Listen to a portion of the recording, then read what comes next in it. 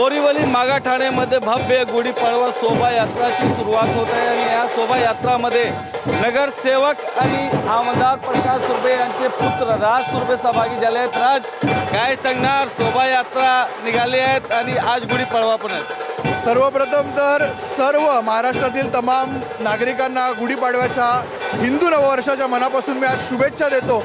देवीपाड्यामध्ये आज मागाठाण्यामध्ये ठिकठिकाणी उत्सव होत आहेत। देवीपाड्यामध्ये सर्वात मोठी भव्य मिरवणूक आज या ठिकाणी आपल्याला पाहायला मिळते। सर्व मराठी हिंदू सगळे एकत्र येऊन आज हा सण त्या ठिकाणी साजरा करतात। कमीत कमी मला इथे 1000 ते 1500 लोकांचा आज ही रथ यात्रा निघणार आहे। आजच्या दिवशी लोकांना काय शुभेच्छा देणार, काय सांगणार?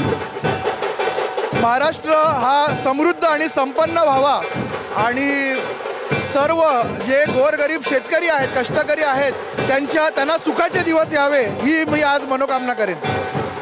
Video journalist Yogesh Sawant, Govind Thakur, TV9 Marathi.